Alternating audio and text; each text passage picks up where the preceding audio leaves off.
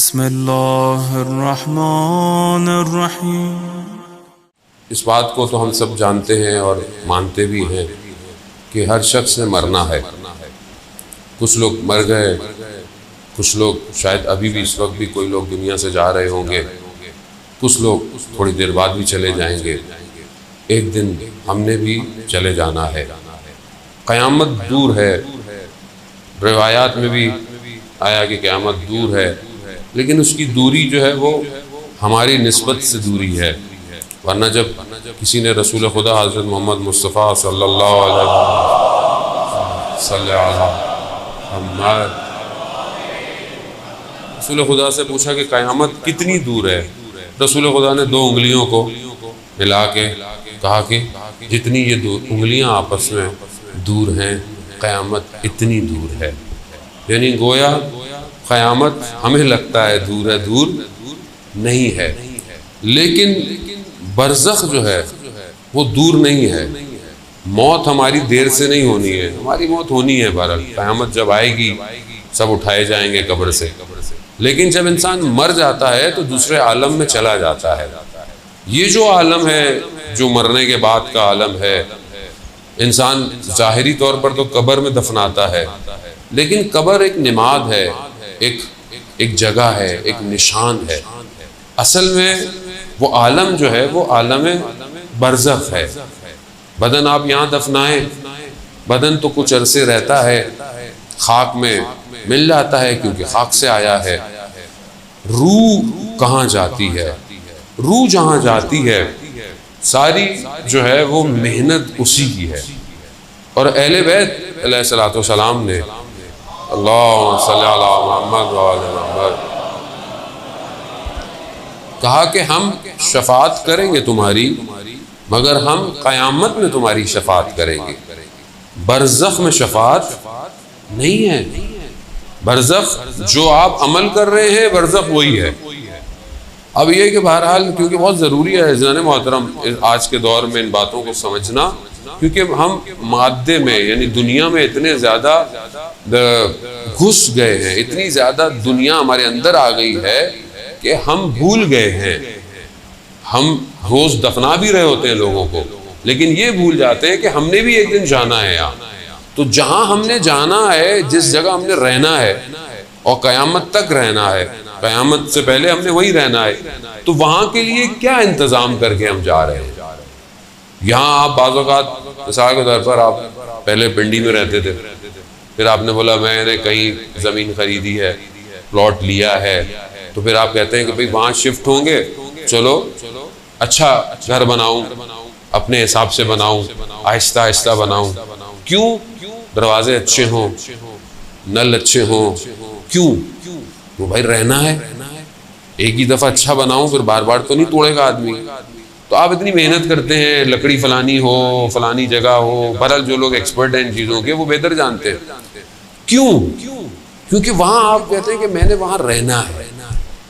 या ये तो एक बहरहाल सफ़र है, या मिसाल के तौर पर आप यहाँ से दूसरे शहर जा रहे हो, दूसरे मुल्क जा रहे हो, तो अब जहाँ जा रहे हैं तो आप पहले से परेशान होते हैं, वहाँ मौसम कैसा है, जगह कैसी है, खाना कैसा मिलेगा, मुझे क्या लेके जाना चाहिए, कितने दिन का सफ़र है, हफ्ते का सफ़र है, 10 दिन का सफ़र है, कपड़े कैसे रखूँ, सर्दी तो नहीं है वहाँ ज़्यादा।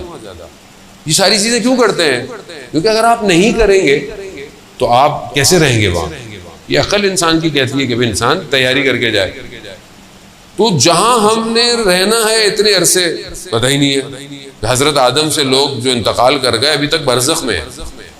कितने हो गए, कितने सालों सालों सालों ही हो गए, कहाँ है वो? सब बरज़ख में। तो जहाँ इतना रहना हो आदमी ने, वहाँ के लिए क्या इंतज़ाम कर रहा है? वहाँ प्लॉट खरीदा है कि नहीं खरीदा? वहाँ प्लॉट, यहाँ तो कॉर्नर का प्लॉट लेता है आदमी, अच्छा हो, कॉर्नर का हो, हवा आए, रोशनी आए। वहाँ कैसा प्लॉट चाहिए, वहाँ उस जगह में कौन सी चीज़ों की ज़रूरत है। ये इंसान की अकल इस बात को मानती है कि हमें ये सोचना ज़रूरी है। रूह जो है वो वहीं रहेगी, क्योंकि इंसान रूह और बदन से मिल के बना हुआ है। रूह निकल रहा है, डेड बॉडी हो जाती है। रूह है तो इंसान जिंदा है। सबसे पहले जब इंसान की रूह बदन से निकलती है, उसकी शनाख्त छीन लेती है उससे। कोई यही नहीं कहता कि फलाना शख्स, लोग कहते हैं मैयत पड़ी हुई है, नाम खत्म। चाहे वजीर आजम हो, चाहे मिनिस्टर हो, चाहे बादशाह हो, चाहे बड़ाई हो, चौकीदार हो, कोई भी हो, क्या हो गया? मैयत हो गई। क्यों? हाथ लगाया तो गुस्ल वाजिब है। समझ लिया आपने? जितना अपने आप को बना के फिरता था, मैं ऐसा ब्रांडेड परफ्यूम लगा के, ब्रांडेड कपड़े पहन के घूमता था, जैसे ही गया गुस्ल मैयत से पहले अगर आपने उसको हाथ लगा लिया तो आपके ऊपर गुस्ल वाजिब हो जाता है। परवरदिगार इतना मोतबर आदमी था। हाँ, जब तक रूह थी, जब तक रूह थी, रूह ले ली, कहानी खत्म। तो फिर इसका मतलब है कि सबसे ज्यादा इंपॉर्टेंट रूह है। तो हम अपने बदन को तो बेहतरीन खुराकें देते हैं, खाना पीना, अच्छी जगह देनी भी चाहिए। रूह को क्या खुराक दे रहे हैं? और रूह को खुराक कौन देगा? हम तो फंसे हुए हैं ना, हम तो इसी में फंसे हुए हैं। जवान माशाल्लाह, पहले आजकल तो वो भी कोविड में वो भी खत्म, वरना पहले जवान थोड़ी गेम खेलते, वर्जिश करते थे, थोड़ा जिम वगैरह जाते थे। अब तो हर कोई मोबाइल के आगे बैठा हुआ है, या तो गेम खिलवा लो इनसे या फिर फेसबुक इंस्टाग्राम दिखा दो। खत्म हो गया अब जवान, अच्छा खासा जवान खत्म हो गया। अब बॉडी को क्यों बनाता था? भी बदन अच्छा हो, खुराक अच्छी हो। रूह को खुराक दे रहे हैं? नहीं दे रहे। अगर रूह को खुराक नहीं दी, उसको चाहिए, अगर आपने उसको सही जगह से नहीं दी तो वो कहीं और निकल जाएगी। याद रखिए, रूह का ताल्लुक बदन से।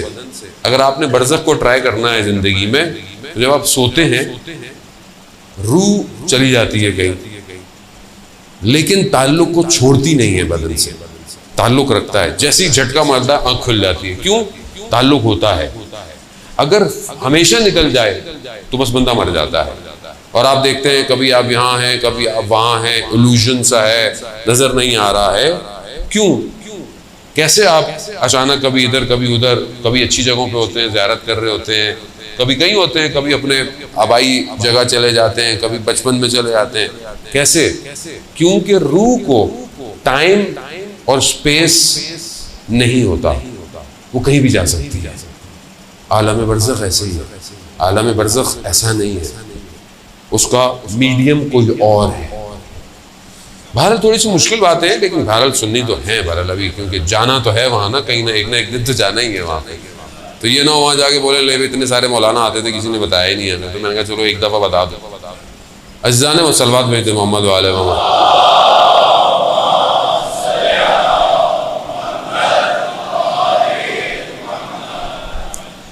शख्स आया, बहरहाल आपकी खिदमत में हदीसी पेश करने का लिए मुकदमा बनाया मैंने। शख्स आप रसूल खुदा की खिदमत में आया, कहा कि या रसूल अल्लाह, मुझे इजाज़त दें, मैं मौत की तमन्ना करूँ, मौत की तमन्ना करूँ। कुरान भी कहता है बहरहाल कि जो लोग ये दावे करते हैं, वादे करते हैं, वो मौत की अगर सच्चे हैं तो मौत की तमन्ना करें। मौत की तमन्ना क्या करें? तो रसूल खुदा ने जो है वो हर शख्स था, अरब का था, रसूल खुदा ने उसे मना नहीं किया। रसूल खुदा ने फरमाया कि अगर तुम मौत की तमन्ना करना चाहते हो तो इससे बेहतर ये है कि तुमने जहाँ जाना है वहाँ की तैयारी करो। अब एक शख्स तमन्ना करे मैंने पढ़ने जाना है, दूसरी यूनिवर्सिटी में जाना है, तमन्ना है, लेकिन तैयारी तो करनी पड़ेगी ना। मार्क्स अच्छे लाए, तैयारी करे, एडमिशन करे, सारे काम करे। अब सिर्फ तमन्ना से कुछ नहीं होने वाला। रसूल खुदा ने कहा वहाँ तुमने जाना है वहाँ की तैयारी करो। रसूल क्या तैयारी करूँ? कहा कि 10 मकामात हैं। रसूल खुदा ने फरमाया उन 10 मकामात पर हर मकाम पे 4 हदिये लेके जाओ, 4 तोहफे लेके जाओ। यानी हर मकाम पे 4 तोहफे लेके जाओ। ये तोहफे असल में तुम्हारे लिए आसानी पैदा करेंगे, आरामिश पैदा करेंगे, अमनीयत पैदा करेंगे जहाँ तुमने जाना है। कहा या रसूल अल्लाह, ये भी आप ही बता दीजिए। तो रसूल खुदा ने 10 मकाम गिनवाए एक एक करके, और हर जगह के लिए 4-4 तोहफे हदिये बताए। तकरीबन 40 मरहले हैं ये निजात के, मरने के बाद, लेकिन देने यहीं से हैं, वहां से कुछ नहीं मिलेगा। ये अकाउंट आपको यहीं खोलना है, 40 चीजें आपको यहीं जमा करानी है। वक्त तो खैर मेरे पास नहीं है कि मैं आपको 40 सारी बताऊं, क्योंकि मैं जहां शुरू करता हूं 4 भी पूरी नहीं हो पाते। ठीक है, पहले मैंने एक दफ़ा पाकिस्तान में पढ़ा था, थोड़ी सी हदीस, फिर चला गया था, लोगों ने मैसेज करना शुरू की, मौलाना साहब बाकी भी तोहफे बता ही दीजिए। बहरहाल मैंने ऑनलाइन पढ़े हैं, लेकिन ज़रा मुख्तलिफ मुल्कों के अंदर डिफरेंट जगह पे थे। लेकिन बहरहाल रसूल खुदा ने उसको ये कहा कि ये तैयार करो। तो पहला मकाम क्या है? पहला जो हस्ती इंसान को इस आलम में मिलती है जब इंसान की रूह से जुदा हो रही होती है, वो हजरत इजराइल है। अब हजरत इजराइल का नाम आता है, लोग घबरा जाते हैं, आ गए। तो हजरत इजराइल हर जगह खुद नहीं जाते, वो बड़ी हस्तियों के पास जाते हैं, वरना उनके बहुत सारे और मलाइका जो उन्होंने रखे हैं वो ये काम करते हैं।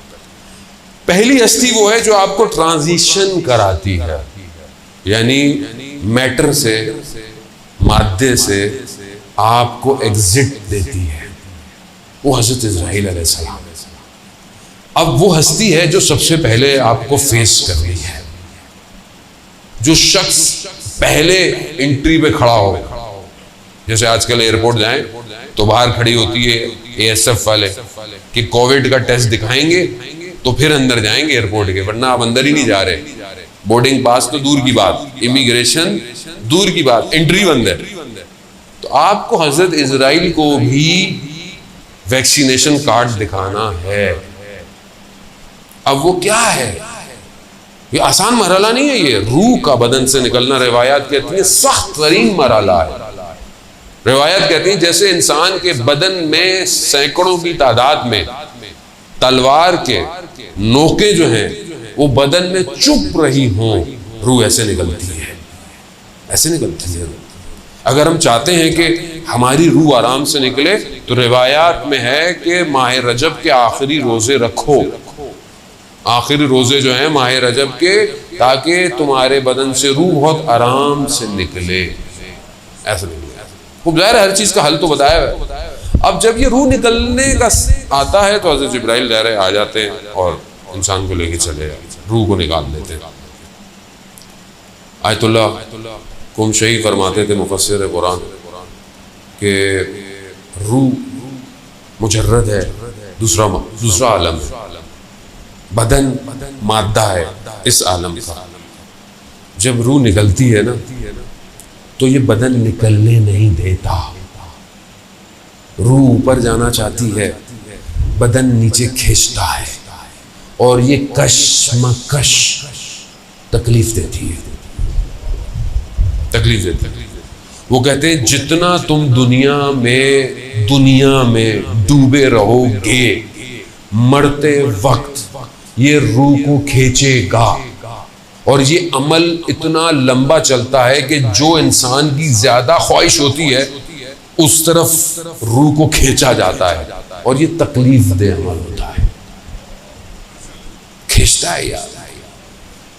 और अगर आप सारी जिंदगी परवरदिगार की तरफ, तो रूह बड़े आराम से निकल जाती है, आराम से ऊपर चली जाती है। अब 4 तोहफे जो हैं वो हज़रत जिब्राइल को देने हैं, रसूल खुदा ने फरमाया। रसूल खुदा फरमाते हैं कि पहला तोहफा जो है वो जो हज़रत जिब्राइल को चाहिए वो ये है कि आपने अपनी ज़िंदगी में किसी का हक ना खाया हो। अगर आपने किसी का ज़िंदगी में हक खाया है तो ये पहले गेट पे ही आपको मुश्किल शुरू हो जाएगी। अब आपने ज़िंदगी में हुकूकुन नास, हम जानते भी हैं हुकूकुल इबाद अल्लाह की इबादत है और एक हुकूकुन नास है। आप मस्जिद में बहुत अच्छे रहें, लेकिन आप घर में अपने वालिदैन का एहतराम नहीं करें, अपनी ज़ौजा का एहतराम नहीं करें, अपने बच्चों के साथ आपका अखलाक अच्छा ना हो, बहन भाई हमसायों के साथ अच्छे ना हो, कोई फायदा नहीं। अल्लाह को ऐसी बंदगी नहीं चाहिए। आप वही हो कि जब यहाँ सजदे कर रहे हैं तो लोगों के साथ भी आपका रवैया अच्छा होना चाहिए। इसीलिए पहली चीज जो फंसाएगी ये फंसाएगी। वैसे भी बहरहाल वालिद की मजलिस है और खुदा उनकी मग़फ़िरत फरमाए।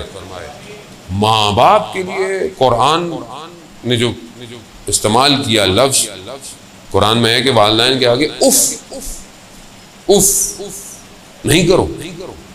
इमाम जाफर सादिक अलैहिस्सलाम अल्लाहुम्मा सल्ली अला मुहम्मद। इमाम फरमाते हैं कि अगर इससे कोई कम लफ्ज होता तो कुरान उसकी ताकीद करता, इससे और कोई कम लफ्ज नहीं है। यानी उफ, हम तो पता नहीं क्या कर वालिदैन के आगे, आपको क्या पता, ये जमाना वो जमाना, आप पुराने जमाने के। कितना इंसान जो है वो इस मुश्किल के अंदर फंसा हुआ है, खासतौर पे वालिदैन के आगे।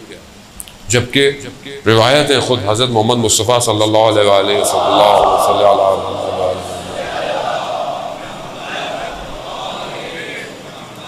खुद रसूल खुदा इरशाद फरमाते हैं कि वालिदैन वालिद के आगे, ख़ास तौर पे वालिद के आगे तवाज़ो के साथ रहो। वालिद को उसके नाम से मत पुकारो, और अगर चल रहा हो तो उसके आगे मत चलो, और अगर तुम बैठे हुए हो वो आ जाए तो खड़े हो जाओ।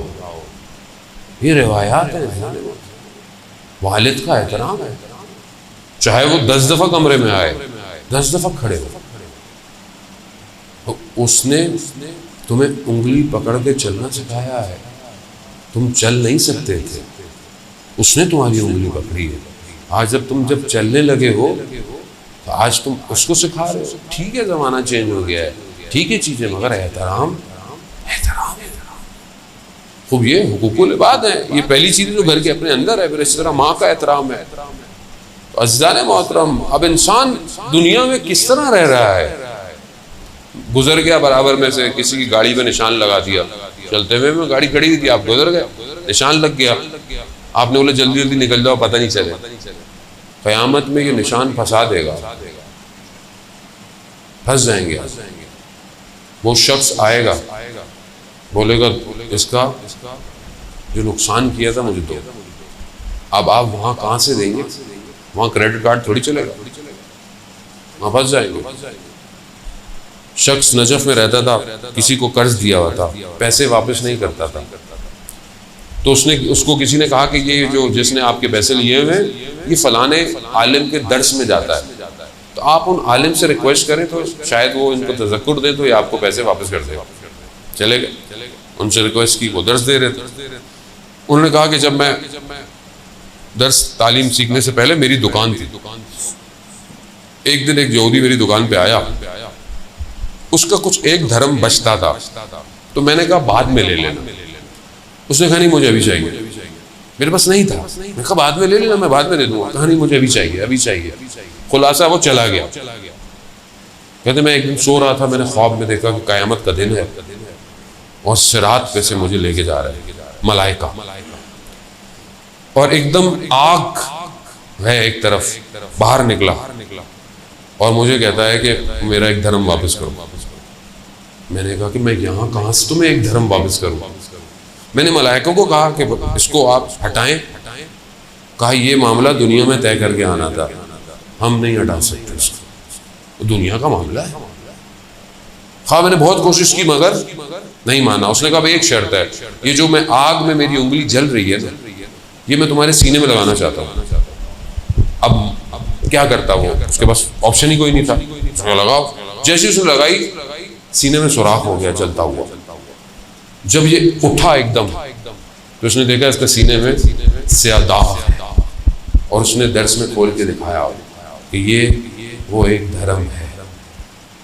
अज़ीज़ाने हम न जाने पता नहीं किसका कितना आग खा जाते हैं, कितना चलते चलते ठेले पे से कोई चीज़ उठाई खा ली, चखने के चक्कर में बगैर इजाज़त के, बगैर इजाज़त तलब किए, 2-4 वहीं खा ली, फिर तुलवा लिया। तो कम से कम इन दो को भी तुलवाना चाहिए था, यह हलालियत तलब करनी चाहिए थी। बहुत बड़े आलिम दीन थे, बच्चे की तरबियत की, कहीं बच्चे की तरबियत में कहीं अमल में मुश्किल नज़र आई, बहुत परेशान हुए। कहा मैंने इसको हलाल लुकमे से बड़ा किया, मैंने इसकी इतनी तरबियत की, ये मसला क्या है। अपनी ज़ौजा से पूछा कि क्या आपसे कोई गलती हुई? कहा नहीं। कहा जब ये हमल में था तब आपने तो कोई ऐसा काम नहीं किया, कोई ऐसी चीज तो नहीं की। तो उन्हें याद आया कि जब ये हमल में था तो मैं एक दफा फल वाले अनार का जायका चखने के लिए कि अनार मीठा है या खट्टा है, मैंने सुई को अनार में डाला था खाली, और उसको निकाल कर सुई को चखा, बस उसने असर दिखा दिया। हम लोग तो पता नहीं कहाँ रहते। अज़ाने आसान नहीं है जिंदगी इतनी। इस्लाम बड़ा नफा तुला, इस्लाम ने दे दिया है। अब आपकी अपनी मर्जी है, अब आप लेफ्ट जाएं या राइट जाएं। इस्लाम ने तो सिरात मुस्तकीम है, अली का रास्ता हक का रास्ता है, खूब रास्ता दे दिया। अब आप अपनी मर्जी से, मौला भी अपनी मर्जी का बना ले, तो ये तो आपकी अपनी है ना, मौला का तो कोई इसमें नहीं है। लोग अपनी मर्जी से मौला को माने, जैसे मौला चाहते हैं वैसे माने, मौला को मत बताएं। लोग थे जो मौला को भी मौला ऐसे कर ले वैसे कर ले। मौला है कायनात का, रास्ता यही है जाने मोहतरम। लेकिन हकूकुन नास बहुत जो है वो जरूरी है। उसे घबराए नहीं जाता क्योंकि भारत मजलिस तरहीम की मजलिस है, वो ऐसी पढ़ी जाती है। मतलब ये दुनिया का स्टैंडर्ड ही यही है। हर चीज़ का एक स्टैंडर्ड होता है कि जब किसी की फौतगी की मजलिस पढ़ो तो लोगों को तैयार करो कि इन्होंने भी मरना है भाई, सिर्फ सवाब नहीं कमाना आगे। उनको तो जो मिलेगा मिलेगा, वो जो चले गए, लेकिन जो जिंदा हैं वो तो सही हो जाए पहले। तो अब ये पहली चीज़ जो हज़रत जिब्राइल को देनी है, हुकूक को देनी है। अब आप खुद अपने अपने हुकूक जो है वो सेट कर लेंगे, क्या क्या हुकूक हैं। बहन भाइयों के साथ नाराज़गी तो नहीं है, हक तो नहीं खा लिया बहन का, हमारे यहाँ ये भी बड़े मसाइल हैं। इधर का उधर खा लिया, उधर का इधर खा लिया, जो भी हम ऑफिस में पता नहीं क्या क्या है। ऑफिस में स्टेशनरी आई बगैर इजाजत को उठा के ले आए, हराम है बगैर इजाजत के। आप इजाजत ले, आसान नहीं है जाने मोहतरम। फिर बोलते हैं औलाद जो है वो हमारी खराब हो गई। औलाद कैसे खराब होगी? यही होगा, ऑफिस का टाइम पे बैठे हुए फोन पे बातें कर रहे हैं। वो जो इतने घंटे आपने जाया किया वो हराम है, हिसाब देना है आपको। या आपको बताओ ऑफिस वालों को कि आप 6 घंटे काम करते हैं, 2 घंटे बातें करते हैं। हलाल करना पड़ेगा जाने मोहतरम। इमाम के पीछे वही चलेगा जो हलाल से चलता हो। हर कोई नहीं पहुंच सकता है इमाम तक, बातिन साफ चाहिए। दूसरा तोहफा जो हजरत जिब्राइल को देना है वो ये देना है कि आपके वाजिबात फौत ना हुए गए। जब हजरत जिब्राइल मिलेंगे, हकूक अच्छे हो गए, अब क्या है, अब वो सवाल करेंगे जो तुम पर वाजिबात थे वो फौत तो नहीं हुए, यानी नमाज कज़ा तो नहीं है, रोजे कज़ा तो नहीं है, हज अगर वाजिब हो गया था कज़ा तो नहीं है, खुम्स अगर वाजिब हो गया था कज़ा तो नहीं है, ज़कात वाजिब थी कज़ा तो नहीं है। तो ये वाजिबात हैं जो इबादत की वाजिबात, वो हज़रत जिब्राइल वही रोक लेंगे। तोहफा नहीं है तो फिर उनको कौन मना कर सकता है? वो तो वैसे ही ऑन ड्यूटी है हर वक्त, हमारी तरह नहीं है मामला। वहाँ से वारिज भी नहीं चलने वाली, पर्ची आगे के थोड़ा रस से निकाल दे, नहीं जाने मार। तो इसलिए बेहतर है अपनी ज़िंदगी में अपने वाजिबात खुद अदा करें, इंतज़ार ना करें कि औलाद मेरी नमाज पढ़ेगी, इंतज़ार ना करें। और अगर आप पढ़ रहे हैं नहीं पढ़ रहे हैं तो कम से कम अपने मरने से पहले अपनी डायरी पे लिख लें कि कितनी नमाजें ऑन एवरेज कज़ा हैं मेरी, लिख लें ये, ताकि पीछे वालों को कम से कम इतना तो पता हो इतनी पढ़ानी है, इतने रोजे कज़ा हैं। ये बहुत ज़रूरी है। आयतुल्लाह मराशी नशवी कितने बड़े आलिम दीन के 70 साल हज़रत मासूमा सलामुल्लाह अलैहा के अल्लाहुम्मा सल्ली अला मुहम्मद बीबी के ज़ाहिर रहे, पहले ज़ाहिर थे। उन्होंने अपने वालिद को ख्वाब में देखा, वो भी आलिम दीन थे नजफ के। ख्वाब में देखा कि हरम में इमाम हुसैन अलैहिस्सलाम है और हरम के अंदर है। बाबा से कहा बाबा बहुत अरसा लगा दिया ख्वाब में आते आते। कहा हाँ एक जगह फंसा हुआ था। कहा बाबा? कहा हाँ नजफ में एक बक्काल था, यानी दुकानदार था, उससे मैंने कुछ लिया था, वो हिसाब रह गया था। वो इतने बड़े आलिम दीन, लिया लिखा होगा रह गया होगा। कहा बाबा मैं करता हाँ उसको ढूंढो। जाओ। ये हर किसी को नसीब नहीं होता कि ख्वाब में आके अपनी औलाद को निशानदेही करे, हर किसी को नसीब भी नहीं होता। ये आए, गए, ढूंढा दुकानदार, कहा बाबा का था, कहा ऊपर रसीदें पड़ी हुई हैं, खुद देख लो। ढूंढी, रसीद मिल गई, इतने दीनार देने थे, दिए। मामला बरज़ख का है। जरा सी कितनी किताबें हैं जाने मोहतरम, मनाज़िल आखिरा, ठीक है, ये मशहूर किताबें हैं, इनके अंदर ये सारे वाक़यात हैं। शेख अब्बास शहीद दस्ते गैब ने अपनी किताबों के अंदर ये वाक़यात बयान किए हैं। ज़रा सी कोई चीज़ रह गई है, आपको देनी है। ये तो लेन देन है, वो तो बहरहाल वाजिबात, नमाज, इबादत। हम कहते नहीं मसला ही नहीं, हम तो निकल जाएंगे।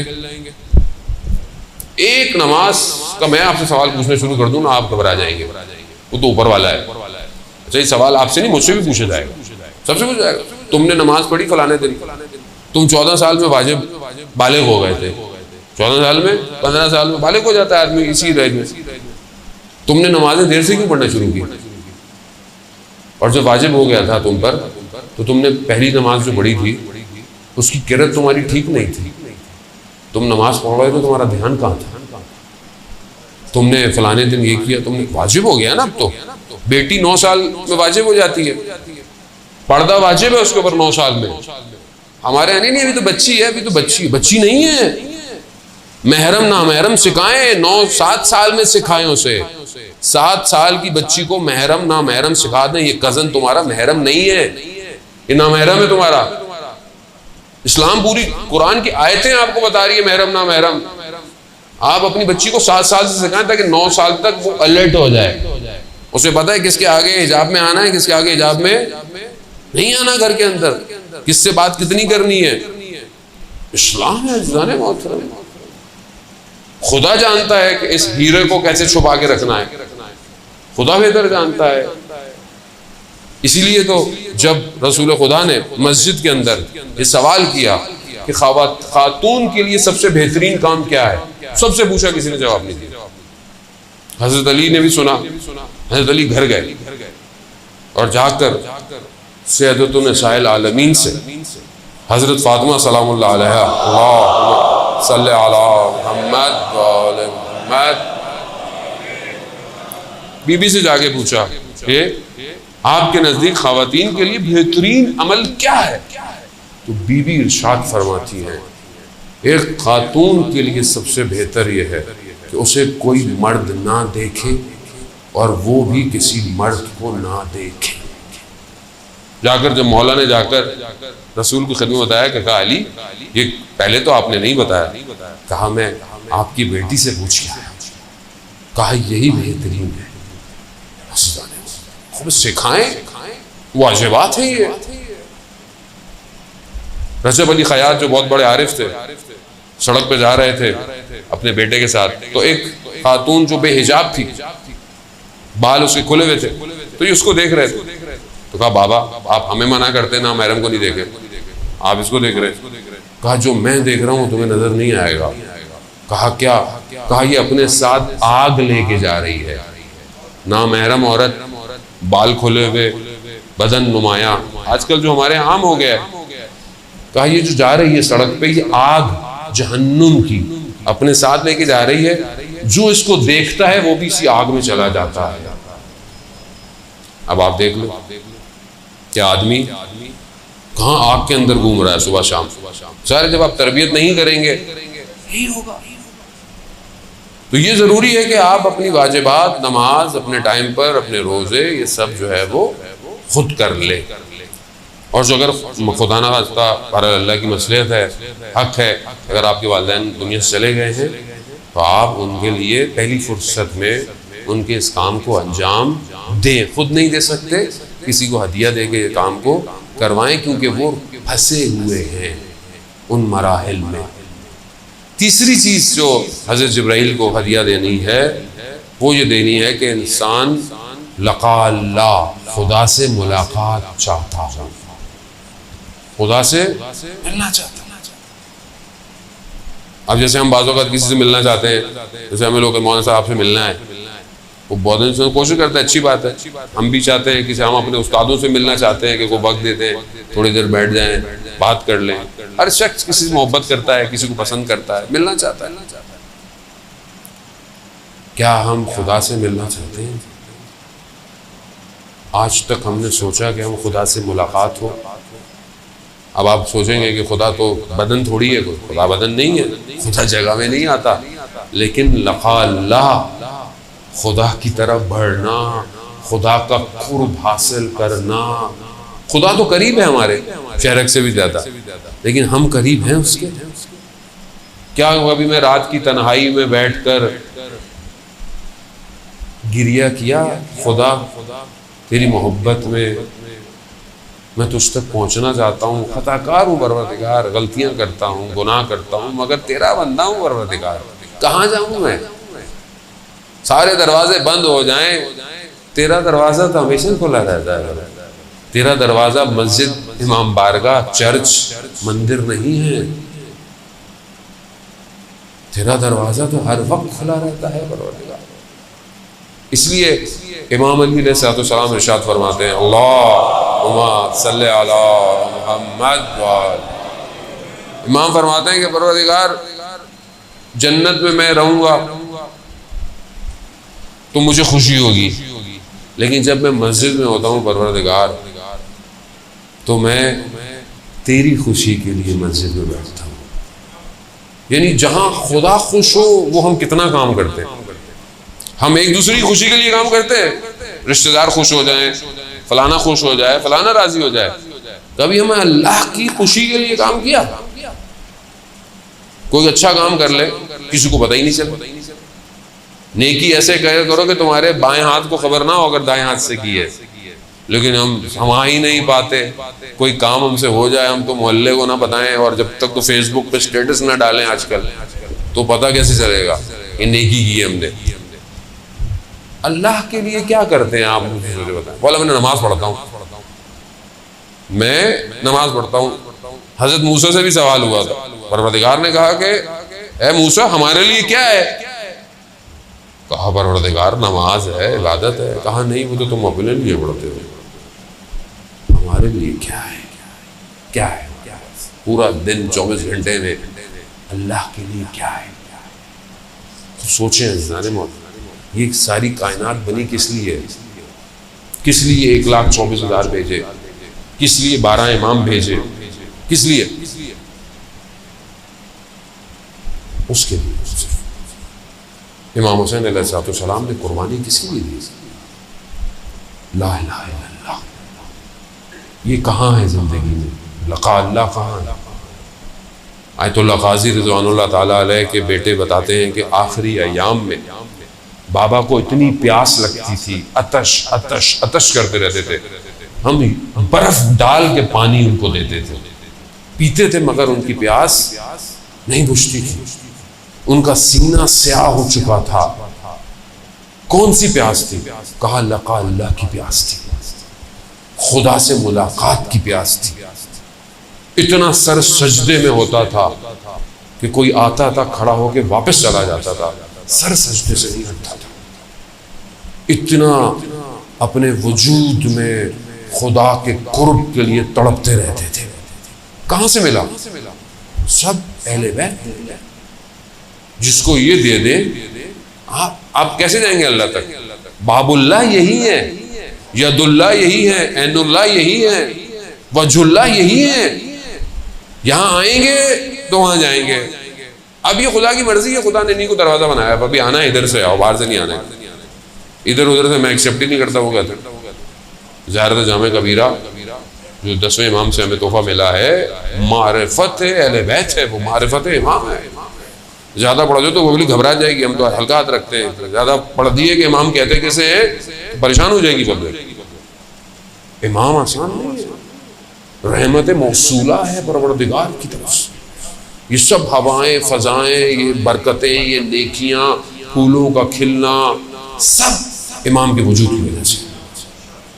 और इमाम के वजूद ही के जरिए से तौहीद तक पहुंचना है।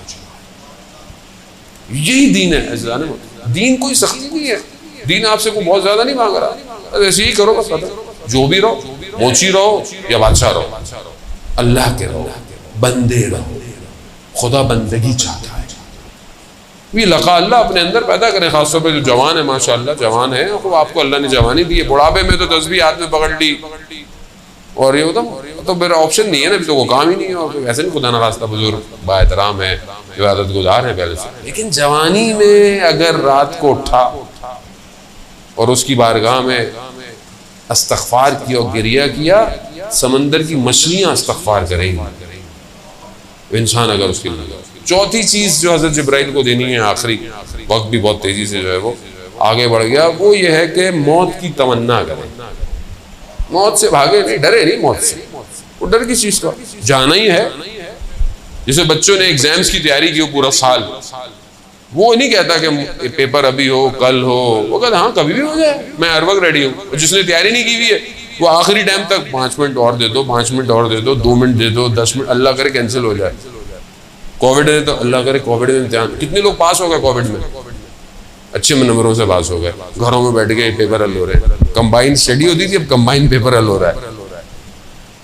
और काफी लोग बोलते हैं कि कोविड में पीएचडी की डिग्री भी मिल रहा है, डॉक्टर बन जाए। डॉक्टर भी ऐसे निकलेंगे तो फिर कोविड ही आएगा और क्या होगा, ऐसी होगा। जाने मोहतरम क्यों तैयार नहीं है? अगर मौत के लिए तैयार है कभी भी आ जाए, क्या फर्क पड़ता है? तैयार है, तैयार है। और किसी को खुदा ने कितना टेक्निकल काम किया हुआ है, मौत बताई नहीं किसी को कब आएगी। अब आपको पता चल जाए 4 दिन में जाना है तो टेंशन शुरू हो जाएगी। ऐसी है ना, जैसे वो मनादुल आखरा में किताब में बयान हुआ कि कुछ लोग रोज़े ईद गए कब्रिस्तान, फातिहा पढ़ने जाते हैं, एक कब्र से आवाज़ आई अगले हफ्ते मेरे मेहमान हैं। अब सारे दोस्त घबरा गए, अगले हफ्ते, बस इसका मतलब है कि हम भी जा रहे हैं। बड़े टेंशन में, बड़ी जब ये पूरी कर रहे हैं, परेशान रह रहे हैं। हफ्ता गुजर गया, मौत नहीं आई। सब ने बोला भाई क्या, कहा कि चलो फिर कब्रिस्तान चलते हैं जो आवाज़ आई थी। अब जैसे ही वहाँ पहुँचे उस कब्र पे कि भाई आपने यहाँ से आवाज़ आई थी, अचानक से कब्र खुली, सीढ़ियाँ और रास्ता बना और देखा कि अंदर बड़ा बाग है। अंदर उतर गए, देखा एक शख्स जो है वो बड़े मसनद पे बैठा हुआ है, बड़ा खूबसूरत जवान। कहा आइए आइए आप मेरे मेहमान हैं, बड़ी खातिर तवाज़ो की, बहुत खिलाया पिलाया उनको। तो कहा आप कौन है? कहा आपके मोहल्ले में ही था मैं, मगर हमने आपको कभी देखा नहीं। कहा मैं आपके मोहल्ले का कसाब था, कसाई, गोश्त काटता। कहा मगर आपकी शक्ल, कहा यहाँ खुदा ने मुझे नूरानी बना दिया। कहा मगर ये मकाम, कहा चंद चीज़ों की वजह से। मैं नमाज का पाबंद था, चाहे मेरी दुकान के अंदर कोई पूरा गोश्त भी खरीदने आता था ना, वक्त का नमाज होता, मैं कहता था रुकिए मैं नमाज पढ़ के आऊँगा। अब हमें तो कस्टमर भाग जाएगा। भाई कस्टमर भेजा किसने? राज़िक कौन है? कहा मैं नमाज। दूसरा, मैं अपने वालदा का बहुत एहतराम, मरीज थी, मैं खुद जाकर अपने हाथ से उन्हें खिलाता था, और भी चंद चीज़ें थी। खुदा ने मकाम दे दिया। हज़रत मूसा का मशहूर वाक़या है, हज़रत मूसा को परवरदिगार ने बोला, क्या परवरदिगार से पूछा हज़रत मूसा ने, परवरदिगार मेरा हमसाया कौन होगा जन्नत में? कहा फलाना शख्स। अब हज़रत मूसा गए देखने के लिए कि ये, उसको देखते रहे, वो काम कर रहा था जो भी उसका काम था। कहा इसमें तो कोई ऐसी कोई खास चीज़ नहीं है कि ये मेरा हमसाया है। कहा भाई, मैंने कहा और तुम क्या करते हो? घर चलो। घर में क्या करते हो? घर गया तो उसने रस्सी टंगी हुई थी और कुछ रस्सी में टंगा हुआ था, उसको नीचे उतारा तो देखो उसकी बूढ़ी माँ थी। कहा ये क्या है? कहा क्योंकि ये हिल नहीं सकती, कुछ कर नहीं सकती, तो मैं ही सारे काम इसके करता हूँ, खिलाता हूँ, पिलाता हूँ, धुलाता हूँ, और जब जाता हूँ तो इसको बांध के ऊपर कर देता हूँ कि तो कोई जानवर इसको नुकसान ना पहुँचे। यानी इतनी खिदमत वाले खूब, यही तभी इंसान तमन्ना करेगा ना फिर नेक काम करे। अजान मोहतरम आलिम दीन कहते हैं मैंने ख्वाब में देखा करबला, सैयद शुहदा का हरम, शब जुम्मा, एक जवान आया, उस जरी के सामने खड़ा हुआ उसने जरी के सामने खड़ा होकर इमाम को सलाम किया। मैंने देखा ख्वाब में कि इमाम ने उसको जवाब दिया और वो मुस्कुराया। मैंने ख्वाब देखा। दूसरे दिन मैंने देखा शब जुम्मत, मैं बैठा हुआ हरम में, उसी जगह जो मैंने ख्वाब देखा था, मैंने देखा वही जवान मुझे नजर आया और मैंने उसको गौर से देखा तो उसने सलाम किया। मुझे दूसरी तरफ नजर नहीं आया मौला, लेकिन मैंने देखा वो मुस्कुराया। कहा जैसे ही वो अपनी राजो न्याज से फारिग हुआ मैं चला गया उसके पास। मैंने कहा क्या माजरा है? कहा क्या मैंने ऐसे ऐसे ख्वाब में देखा है। हाँ तुमने सही देखा है। कहा तो ये कैसा मकाम? अगर मैं जब भी आता हूँ, जब भी मैं मौला को सलाम करता हूँ, मौला मुझे जवाब देते हैं। कहा ये कैसे मकाम मिल गया? कहा मैं करबला से कुछ फासले पे रहता हूँ, मेरे माँ बाप बूढ़े हैं, हर जुमेरात को मैं आता हूँ, हर जुमेरात को एक अपने माँ बाप में से किसी को ला सकता हूँ, मेरे पास एक ही सवारी है। एक जुमेरात माँ आती है, एक जुमेरात मेरे वालिद आते हैं।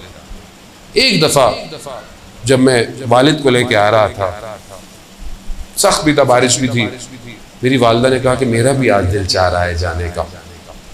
तो मैंने वालिद को तो सवारी पे बिठा दिया और अपनी वालदा को अपने कंधों पे, और उस हालत में मैं मौला की ज़ियारत पे लेकर आया। उस दिन से मैं जब भी आता हूँ मौला मेरे सलाम का जवाब देते हैं। माँ बाप की खिदमत कहाँ पहुँचा देती है इंसान को। हालांकि ज़ियाना मोहतरम वक्त जो है वो बहुत तेज़ी से जो है इख्तिताम हो गया। मुझे कराची भी पहुँचना है क्योंकि कल से अशरा शुरू हो रहा है कराची में। खुदा बहरहाल आप सबका आना कबूल करे। ये 4 तोहफे मैंने आपकी खिदमत में पेश किए हैं। बहरहाल इन 4 तोहफ़ों की तैयारी करें, फिर ज़िंदगी रही तो मैं फिर आऊँगा, कभी तौफीक हुई बाकी तोहफे भी आपकी खिदमत में जो है वो पेश करूँगा। देखिए हमारी ज़िंदगी का मकसद कुछ नहीं है सिवाय अल्लाह की बंदगी के बाद इबादत की। और जब इंसान अल्लाह की बंदगी करता है तो उसे वली ज़मान की अताअत करनी पड़ती है। हर ज़माने में जो भी अल्लाह का वली हो, चाहे नबी हो, चाहे रसूल हो, चाहे इमाम, उसकी अताअत ज़रूरी है। उसकी अताअत के बगैर बंदगी नहीं हो सकती। हम जिस दौर में जिंदा हैं वक्त का इमाम हमारा गैबत के पर्दे में है। वक्त किसी को नहीं पता इमाम कब आएंगे, लेकिन ये पता है कि इमाम आएंगे। मैं ये सोचूं कि इमाम बहुत दिनों बाद आएंगे तो ये मेरा गलती है, मेरा कसूर है। अगर आप अपने दिल से चाहते हैं ना इमाम को, तो आप ये कहें कि मौला अभी आ जाए, अभी आ जाए। कल क्यों, परसों क्यों, अभी आ जाए। अब बात यह है कि मैं अगर इमाम को अभी बुलाऊं तो तैयार भी तो हूं, तभी बुलाऊंगा ना। कैसे बुलाएंगे? आप अपने देखिए टेस्ट ट्रायल करें, प्रैक्टिकल बातें हैं सारी। मैं तो फलसफा मुझे आता नहीं ज़्यादा पढ़ना, ना मुझे कोई इतना पढ़ा लिखा हूँ, छोटा सा तालिब इल्म। सादी सी बात है जिंदगी में, किसी चीज़ के लिए तैयार होंगे तो मुंह से निकलेगी बात, वरना मुनाफिकत है। मुनाफिकत मौला को बुलाएं और तैयार ना हो तो फिर कूफा वाले थे, बुलाया मौला को, मौला तो सच्चे थे, आए, ये नहीं आए। मैं नहीं कह रहा खुदा न खास्ता आप लोग वो हैं ना, अपनी जात को देखे कि मैं चाहता हूं इमाम को बुलाना। क्या मैंने अपने आप को इतना तैयार किया है कि मौला आ जाए और मैं चला जाऊंगा फौरन इमाम के पास? क्या मेरा मोबाइल ऐसा है कि मैं इमाम को दे दूं? इसमें कोई गड़बड़ नहीं है। वालिदैन को तो दिखाते वक्त आप पासवर्ड लगा देते हैं, आप हिस्ट्री डिलीट कर देते हैं, ऐसी है ना, सर्च साफ कर देते हैं। इमाम के सामने कर पाएंगे डिलीट? किस दिल से इमाम को बुला रहे हैं? कहाँ है इमाम? किसके पास है?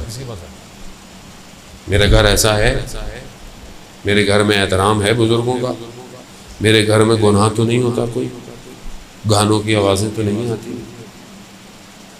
पर्दा है मेरे घर में, मेरे घरों की शादियों में महरम ना महरम गैदरिंग तो नहीं होती।